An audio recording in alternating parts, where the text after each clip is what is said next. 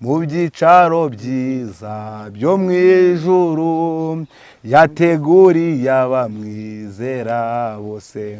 Uri Imana nziza ikiranuka muri byose. Nkiri muri iryo yerekwa ijwi ry'Imana rirarangurura rirambwira ngo nimbwire abantu. Niyo mpamvu yambwiye ngo tuzenguruke igihugu cyose cy'u Rwanda. Ubu umaze kugera he na he? Ubu ngubu umaze kugenda mu turere tubiri, ariko muri utwo turere tubiri ndimo ndagendamo. Yarambwiye ngo none aho bigeze Urutaro. Yego, ndabona ruriho ibishyimbo. Abantu badukurikiye ndagira ngo baze kuza kubibona. Ndabona hari ibishyimbo. Ari ibishyimbo ku Rutaro. Imana muri no message yarambwiye ngo nzabwira abantu ngo umuhinzi abikura mu rusengero, abitoranya abikura mu rusengero, abikura aho hantu hose, akuramo abo bantu biyitirira yuko ari abakozi b'Imana atari abakozi b'Imana. Nabonaga afite urutaro arimo aragosora, arimo barurirwa n'imbwa. Mbona imbwa zirimo ziraburira, mbona imbwa zirimo ziraburira, mbona imbwa ziraburira. Imana irambwira ngo mbwira abantu ngo basenge cyane, basenge cyane, kubera ko muri uyu mwaka ubusambanyi bugiye kongera kugwira birenze uko byari bimeze. Ingozi abashakanye bagiye gucana inyuma, ndetse n'abakobwa ubusambanyi bugiye kwiyongera, n'abasore ubusambanyi bugiye kwiyongera kugera ku kigero kitagira gute kidashoboka. Ndi muri uwo mwanya mwiza wo gusenga, no muri iryo yerekwa ndi guhishurirwa, Imana yanyeretse inkuba zikubita, inyereka imvura igwa, nuko nabonaga abantu barwara sida kugera ku rwego abantu benshi banduye. Imana irambwira ngo mbwira abantu ngo tuzasenge tuzenguruka igihugu cyose dukumira iyo myuka mibi igiye gutwara abantu, kuko hagiye kubaho impfu nyinshi kandi zitewe n'imvura. Yego, Imana irambwira ngo mbwira abantu dusenge. Ubwo ndisi turi buze kwita tubihuza n'inkuba zimaze imisi zica abantu.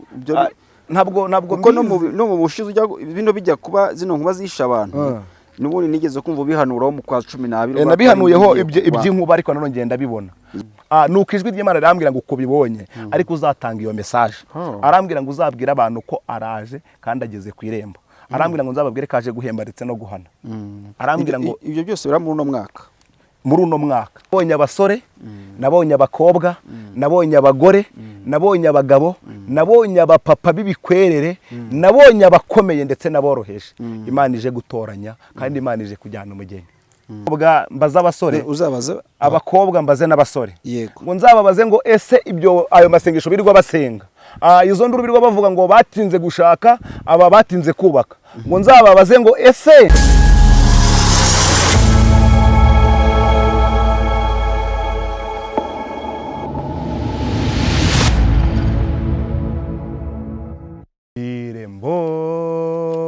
kwirembo hari kwirembo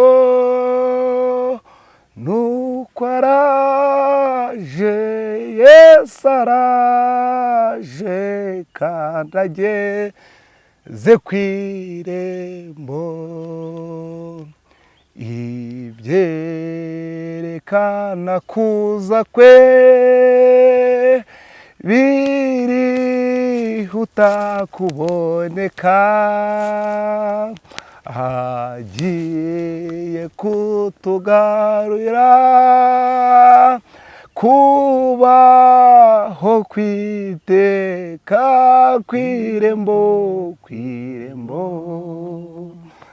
kwirembo, kwari kwirembo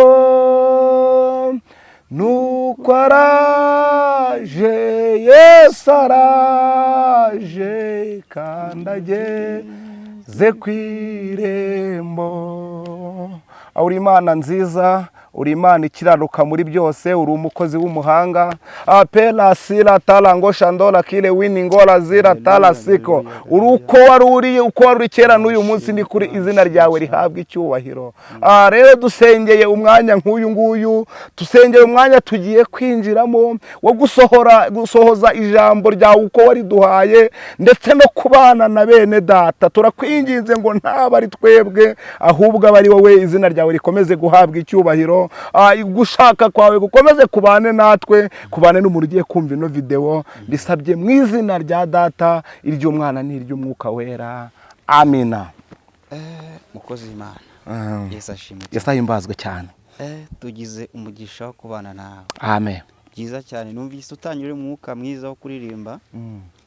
ibihimbano by'umwuka. Ibihimbano by'umwuka wera numva urahimbaza Imana cyane. Nyuma yo guhimbaza Imana winjira mu bihe byiza byo gusenga, ariko numva uvuze n'urwisiyoni. Ni byiza cyane. Wambaye ikanzu nziza. Nambaye ikanzu nziza ariko ifite ubutumwa burebure. Yego, Prophet agira ikiganza gutya, ariko reka dusuhuza abantu bose baduteze amatwi ndetse n'abadukurikiye aho baherereye hose. Imana y'amahoro ibishimire kandi bahabwa umugisha n'Imana. Bakurikirana incano yacu yitwa Inkuru y'Agakiza. Inkuru y'Agakiza. Imana ibaha umugisha. Abari mu Rwanda bose, abari muri Afurika, ku mugabane w'Uburayi, hirya hose, Amerika, Aziya ndetse na Australia, ahantu hose hagiye hatandukanye. Imana ibahereze umugisha. Iho umugisha buri muntu wese. Hari benshi badukurikirana bari mu Barabu. Abantu benshi batandukanye. Numvise nabonye n'abantu batranslate ibyo turimo turavuga bakabyumva mu rurimi rw'iwabo. Buri muntu wese ahabwa umugisha n'Imana. Amen. Imana ishimwe cyane. Amen. Hanyuma rero mu mugisha twagize wo kongera kubana muri message zitandukanye nasanze urimo abantu muri no shyamba, navuze uti ngomba kukugeraho tukaganira. Tukwiye kuganira uyu munsi. Amenya neza nimba ari Imana ishaka ku bantu bayo muri uyu mwaka dutangiye 2026. Harimo umugisha ku basenze cyangwa se harimo umuvumo ku batarasenze. Byo mira turazenda kubimenya nimba harimo byinshi Imana agiye guhishura. Nge nabyumvise agace, ariko ndagira ngo n'abandi ariko numvise nayimbwira ko ufite message z'abantu bari hafi na kure. Message zirahari cyane ko hari zo twagiye dutambutsa, kandi wigeze kumbaza ngo kubera iki maze iminsi ntagaragara. Ari maze iminsi ndi mu bihe byo gusenga, kubera ko nahawe message ikomeye cyane. Nahawe message yo gutambagira igihugu cyose cy'u Rwanda, buri karere kose ngaha message yako, kandi buri karere gafite message itandukanye n'iyindi. Bimenywa n'abakristo muri ako karere cyangwa n'abayobozi bo muri ako karere? Abantu bose bari muri ako karere abagira umugisha wo kubyumva. Twahawe message yo gutambagira igihugu cy'u Rwanda, tugenda tuganira n'abantu. Ariko reka dufatanye n'uburi duhabwa message. Imana yaduhaye amagambo ari nayo wumvishe ndirimbo ngira ndimbo ku irembo. Ndi muri ibyo yerekwa nibwo nabonye iyo message, ariko ijuru rimpa n'ijambo nzabwira abantu. Byaratubwiye ngo tuzasomane mu gitabo cya Matayo. Ibice byaho ni 24. Turahera ku murongo waho wa 32 dusome na 33. Yego. Havuze ngo cyaravuze ngo nimurebe ku mutini niwo cyitegererezo, ishami ryawo iyo ritoshye ibibabi bikamera, mumenye yuko igihe cy'impeshyi kiri bugufi. Nuko namwe nimubona ibyo byose muzamenye yuko ari hafi ndetse ageze ku rugi. Kadusubiremo kugira ngo abantu baze kuza kumva message neza. Haravuze muri Matayo ibice byaho 24 ku murongo wawo wa 32 avuze ngo murebe ku giti ku mutini nowo cyitegererezo, ishami ryawo ni iyo ritoshye ibibabi bikamera, mumenye yuko igihe cy'impeshyi kiri bugufi. Nuko namwe nimubona ibyo bimenye ibyo byose muzamenye yuko ari bugufi ndetse ageze ku rugi. Kandi twaririmbye ngo ku irembo. Yego. Reka ndumva Imana imaze kuguha kumenya gusoma. Umaze kubimenya. Abantu tujye tunababwira uko ibintu bimeze. Twize bigoye. Twize bigiye bigoye kubera ahantu twagiye dukurira. Kuno umuhanuzi kanyamahanga, ngo ndi kuvuga wowe, zabwira kuno umuhanuzi kanyamahanga wowe wize bigoye. Bize bigoye. Nakuze bigoranye. Wabwiye n'izina kanyamahanga ryaturutse, wabwiye kutigeze uniga ariko Uwiteka abanye nawe. Amen. Imana yabanye nawe. Utangiye kumenya Ikinyarwanda, utangiye kumenya kugisoma, byose ni Imana igenda. Tuzatanga ubuhamya nyuma y'ino message Imana nitwemerera. Reka dusome mu gitabo cy'umuhanuzi Luka. Ibice byaho ni 21 n'ubundi turasoma ku murongo wawo wa 31. Aravuga ngo nuko namwe nimubona ibyo bibaye muzamenye yuko ubwami bw'Imana buri bugufi. Mwakire neza ijambo ry'Imana. Dushimiye Imana. Paul njya guhabwa iyi message nahawe amagambo akomeye cyane. Nari ndi mwiyerekwa ndi mu gihe cyo gusenga, mbona igihe imvura irimo iragwa ari nyinshi. Mbona imiviri irimo iratemba, mbona imigezi, mbona ariko amazi arimo aratwara abantu. Nuko numva ijwi ririmo riravugira mu ijuru, numva Imana ivuganye nanjye ngo mbwira abantu ngo igihe cy'imvura kirageze. irambwira ngo igihe cy'imvura kiragugeze, imvura iraguye ari nyinshi. Yego. Mu mihana yose, mu mihanga yose, mu misozi yose imvura igize gute? Iraguye. Impa message, mpabwa iyi message Paul, Imana yavuganye nanjye ibintu bikomeye. Irambwira ngo nzatangariza umuntu wese, mubwire ngo igihe kirageze kandi kigize gute? Kirasohoye. Usenga asenge, usenga rimwe asenge kabiri, usenga kabiri asenge gatatu, usenga gatatu asenge kane. Icyo umuntu akwiye gukora, akwiye gusenga amenye ko umukwe ageze ku irembo. Mpabwa iyi message, Imana yarambwiye ngo nzakoresha imfashanyigisho. Wigeze kubona mfite urutaro ndi kugendana ruriho ibishyimbo. Yego, ariko nino kanzu ari kisobanura? Ni kanzu, abambara amakanzu y'umweru, arabambara y'umukara, arabambara y'umutuku. Iyi kanzu y'umutuku Imana imbwira ngo nintanga iyi message nzabe nambaye ikanzu yera. Yarambwiye ngo Imana irera kandi ikorana n'abera. Irambwira ngo umuntu wese ngo azarebe ku gishushanyo kibiri kuboneka, kubera kwijuru rigaragaza cyangwa se risanisha n'ibyo turimo mu isi. Irambwira ngo nzatange iyi message mbabwira ngo Imana irera kandi ikorana n'abera. Amen. Niki ikanzu ishatse kuvuga? Nicyo kintu ishatse kuvuga. Nuko Imana yera. Imana kandi n'uyambaye nawe arimo umwuka w'Imana. Kandi umwuka wera. Amen. Paul, Imana impa iyi message, yamaye yarambwiye ngo nzakoreshe ibijyanye no kwereka abantu cyangwa se imfashanyigisho. Irambwira wabonye ko mfite Yego. Wabonye ko mfite hano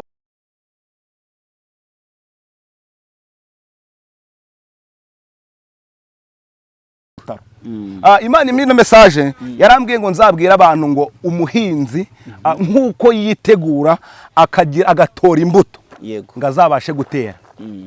Irambwira ngo nzabwira abantu ngo Imana iraje kugira ngo itoranye ibizima ibikure mu bitari bizima.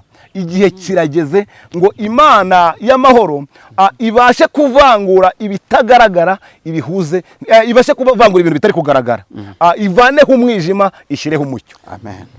Rero yarambwiye ngo nzabwira abantu ngo nzababwire ngo batandukanye kuba mu gihe, ibihe ndetse n'igihe. Marayika w'Imana Paul afite urutaro. Mbona arimo arafata ibi bishyimbo, afata ibishyimbo biri ku rutaro, akajya afata ibyapfuye, ibyaboza akajugunya. Arambwira ngo ibyo bintu witegereje urebye, ni marayika w'Imana aje kuvangura cyangwa aje gukura umwuka w'umwijima ku bantu. Hari abantu bari gukoreshwa n'umwuka w'umwijima. Wenda tuzagera tubivugaho cyane, ariko ndaza gusoza mbivuzeho, ndaza kuza kugaragaza ibimenyetso byerekana abo bantu, kuko yavuze ngo ibimenyetso byerekana kuza kwe biri hafi kuboneka. N'ibimenyetso byerekana abantu bameze gutyo biri hafi kugira gute? Kuboneka. Nabonaga rero arambwira ngo urareba kuntu uwo marayika afite urutaro arimo aratora iyo myaka. Niko aje gutora ibyapfuye, abikura mu rusengero, abikura mu rusengero, abikura aho hantu hose, akuramo abo bantu biyitirira yuko ari abakozi b'Imana atari abakozi b'Imana. Nabonaga afite urutaro arimo aragosora. Nuko ijwi ry'Imana rirambwira ngo uko bibonye ariko uzatanga iyo message. Arambwira ngo uzabwira abantu ko araje kandi ageze ku irembo. Arambwira ngo nzababwire kaje guhemba ndetse no guhana. Arambwira ngo ibyo byose bira muri uno mwaka. Muri uno mwaka. Niyo mpamvu yambwiye ngo tuzenguruke igihugu cyose cy'u Rwanda. Ubu umaze kugera he na he? Ubu ngubu umaze kugenda mu turere tubiri, ariko muri utwo turere tubiri ndimo ndagendamo. Yarambwiye ngo none aho bigeze ni ntangariza abantu bose. Hari abantu bazagenda batubona ahantu henshi hatandukanye. Umuntu uzatubona yaratubonye na hano ntibizamutunguhe, nuko Imana yaduhaye message. Yego. Hanyuma ko turere tubiri utugenzemo nyuma yuko uyu mwaka utangiye. Uvuze ngo uyu mwaka ugomba kuba uturangije twose. Ugomba kuba nturangije. Ntabwo ari umwaka, ni igihe gitoya, kuko ni uturere 30 kandi dufite message z'utu turere 30 zitandukanye. Yego. Nuko bimeze. None ari ibyo nashaka kujya nkubazemo gato, wenda niba ntakuderanje. Urabona hari uburyo benshi bajya bizeramo, avuga ati se Imana buri ishobora gukoresha ibishyimbo, ishobora gukoresha urutaro, ese Imana ishobora gutuma umuntu akambara ikanzu, ariko urasobanurira abantu ko ari mu buhe buryo?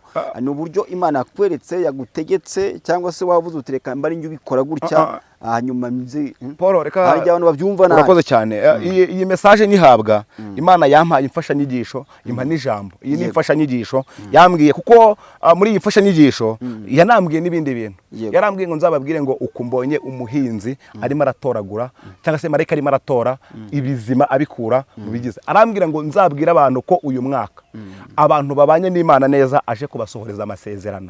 Arimo aratora bya bindi Satani yamaze kubasiga. Azanye ibyiza nkuko wabonye ndimo ndatoragura cyangwa se ko marayika ari gutora. Aje n'ubundi kugira ibyo azanye ariko abanje gukuraho ibyajyaga bibangamira abantu. Message ni ndende ariko turagenda tuvunagura kugira ngo ducunguze uburyo umwete ariko tuvuge ikimana yavuganye natwe. Aha. Tukira aho ngaho bwo Imana iraza guturanya mu bagabo cyangwa ni mu bagore cyangwa n'abantu bose buri cyiciro cyose. Muri cyiciro cyose nabonye abasore, nabonye abakobwa, nabonye abagore, nabonye abagabo, nabonye abapapa b'ibikwerere, nabonye abakomeye ndetse naboroheje. Imana ije gutoranya kandi Imana ije kujyana umugeni. Ariko nubundi nubwo ije kujyana umugeni yarambwiye ngo ije no guhemba. Kuko izanywe no guhemba no guhana. Ije guhemba no guhana. Ije guhemba no guhana kuko nabonye inkuba zikubita imirabyo irarabye. Yego. Mbona haguye imvura nyinshi. Hari ukuntu imvura itangira igwa ari urujojo. Mbona iguye ari nyinshi ariko mbona abantu bose barimo barashaka ahantu ho kugama. Ariko barahabura. Imana irambwira ngo uko abantu bari kubura ahantu ho kugama niko abantu bagiye kubura ahantu bahungira. Icyo batinyaga kibagezeho. Ikintu batinya kibagezeho. Ukuvanga Imana igiye kubakina ku mubyimba. Ibyo batinyaga bibagezeho. Nabonye iyo message mbona imvura igwa inkuba zikubita ari nyinshi. Irambwira ngo nimbwira abantu ko Imana ije guhemba no guhana kandi ije kubakina ku mubyimba ibyo batinyaga bibagezeho. Imana yavuganye nanjye irambwira ngo nzabwira abantu. Hari abantu bamaze iminsi bari mu gihe hari ukuntu inkuba zikubita imirabyo ikarabya ariko imvura ntigwe. Sinzi niba byumvishije. Hari ukuntu inkuba zikubita imirabyo ikarabya ariko imvura ntigwe. Imana yarambwiye ngo nzabwira abantu ngo ni igihe abantu babona bagiye gufata amasezerano yabo ariko Satani akayatangira. Irambwira ngo ariko iraje ije gusohoza amasezerano yavuganye n'abantu ariko izasohoza amasezerano y'abantu bayubashye. Kuko Imana yampaye indi message irambwira ngo nzabwira abantu uko umuntu kose yaba ahagaze cyangwa se uko umuntu yaba ameze yaba mu bushobozi yaba mu buryo bw'amasengesho umuntu akeneye Imana. Yarambwiye ngo nzabwira abantu ngo uko waba umeze kose ukeneye Imana. Uko waba umeze kose ukeneye Imana. Yaba uri kwa muganga urwaye yaba uri muzima uri kugenda yaba utwaye yaba uri kugenda n'amaguru igihe kirageze kandi ukeneye Imana. Ukeneye Imana. Rero Imana yakomeje impa message zikomeye irambwira ngo nzabwira abantu bayo unyibwire ngo bakwiye kuba maso kuko yaravuze ngo azaza nk'umujura kuko ngo ntabwo abantu tuzi umunsi n'igihe. Abantu ntabwo tuzi umunsi n'igihe abantu ntituzi igihe azazira. Yesu araje kandi ntabwo atinze.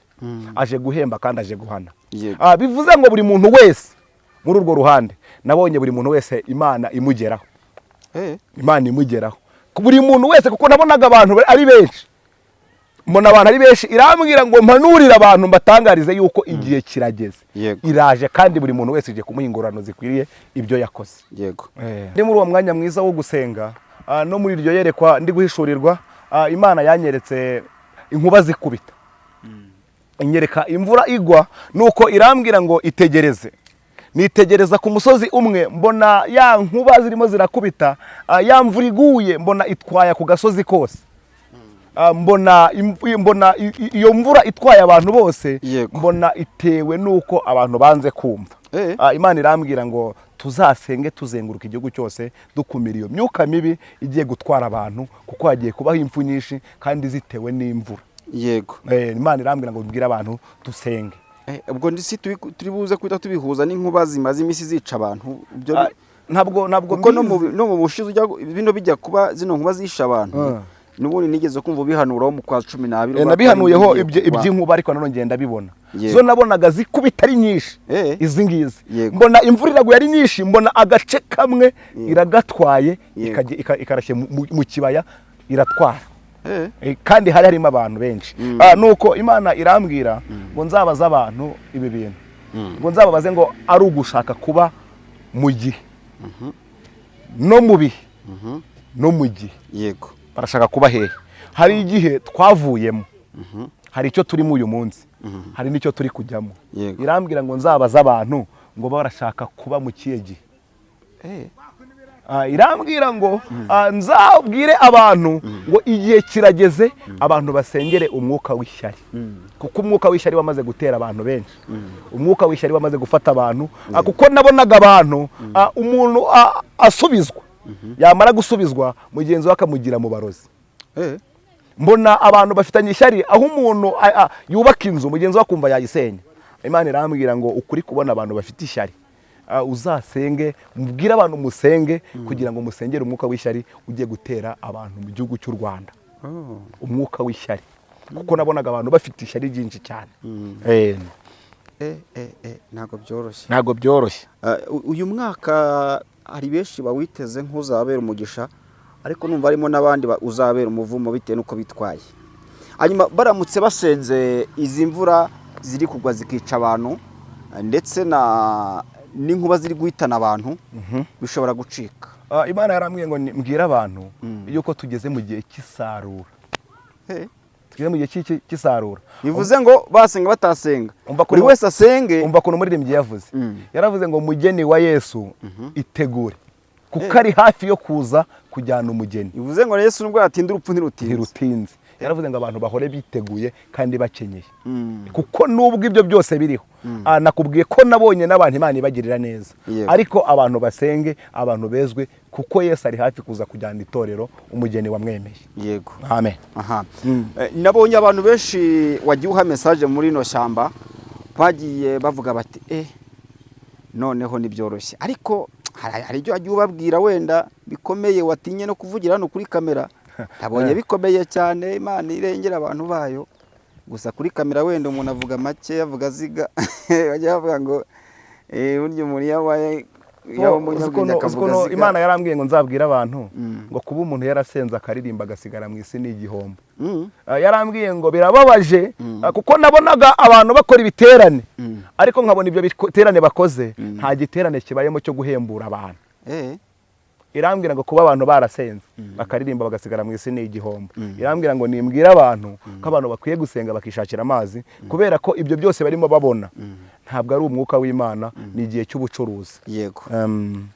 Imana yavuganye nanjye irambwira ngo Paul, ndi mu gihe cyo gusenga, mbaza abasore, uzabaza abakobwa mbaze n'abasore. Yego. Ngo nzababaze ngo ese ibyo ayo masengesho birirwa basenga, izo nduru birirwa bavuga ngo batinze gushaka, aba batinze kubaka, ngo nzababaze ngo ese iyo barebye imico yabo babona ihagije kugera ku rwego bakitwa ababyeyi, bakitwa ba nyina w'abana.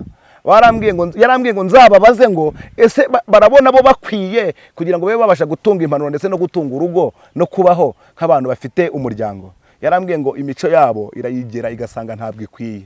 Imana yavuganye nanjye ni muri kino gihe cyo gusenga, irambwira kuko nabonye, narebye hirya, irambwira ngo reba hirya, irambwira ngo ubonye iki? Nabonaga marayika afite imyembe, aza ahereza umuntu umwe, agahereza undi, agahereza undi, ariko ikintu cyambabaje cyaneye n'agahinda, harabona abonye atahaye, bagiye nta kintu ahaye. Irambwira ngo uko ubibonye, hari abantu Imana ije kugira gusohoreza amasezerano, hari abantu Imana ije kugirira neza, ariko hari n'abantu bazataha amaramasa kandi bahageze. Yarambwiye ngo uko bose ubareba ntabwo ariko bagiye gusubizwa, ahubwo abantu bagiye guhura n'ibintu, bamwe bahure n'umugisha wabo, abandi ariko umuvumo urabaziye. Nabonye ibintu byinshi cyane. Nabonye muri icyo gihe nabonye abantu bari ku musozi, mbona abantu barimo barurirwa n'imbwa, mbona imbwa zirimo ziraburira, mbona imbwa zirimo ziraburira, mbona imbwa ziraburira. Imana irambwira ngo mbwira abantu ngo basenge cyane, basenge cyane, kubera ko muri uyu mwaka ubusambanyi bugiye kongera kugwira birenze uko byari bimeze. Ingozi abashakanye bagiye gucana inyuma, ndetse n'abakobwa ubusambanyi bugiye kwiyongera, n'abasore ubusambanyi bugiye kwiyongera kugera ku kigero kitagira gute, kidashoboka. Nkiri muri iryo yerekwa, ijwi ry'Imana rirarangurura rirambwira ngo nimbwira abantu ngo nibatava muri ako kajorajure n'ubusambanyi nabonye bateza indwara, kandi indwara zidakira. Irambwira ngo mbwira abantu ngo bakwiye kwirinda ndetse no gusenga, bakwiye kuba maso, kuko nabonaga abantu barwara indwara z'ibyorezo, nabonaga abantu barwara imivuduko y'amaraso, nabonaga abantu barwara sida kugera ku rwego abantu benshi banduye. Imana irambwira ngo mbwira abantu ngo basenge cyane uwo mwuka w'ubusambanyi ubaveho. Nuko ndi muri iryo yerekwa, Imana irambwira ngo ni igihano igiye guteza abantu cy'uburwayi kubera ko banze kumvira ijwi ry'Imana. Reka dusoze maze dusenge, Imana ikomeze ibane natwe. Mugeni wa Yesu yitegure, ari hafi yo kuza kutujyana mu byicaro byiza byo mu ijuru, yateguriye abamwizera bose. Mugeni wa Yesu yitegure, ari hafi yo kuza kutujyana mu byicaro byiza byo mu ijuru, yateguriye abamwizera bose. Uri Imana nziza ikiranuka muri byose. Ndagushimiye kuri umukozi w'umuhanga. Ntanze message yawe nkuko wayimpaye, ntacyo nkuyeho nta nicyo ngabanyijeho, ariko ndakwinginze ngo aba bantu bagiye gukurikirana ino video ubasha kwihana ndetse no guca bugufi, mwirukanyeho umwuka uko nabonye uri muratoragura ibiboze ukabijugunya, ntaba ariko bigenda, ahubwo abantu bagaruke ku isoko, ubagirire neza, ubeze kandi ubatunganye.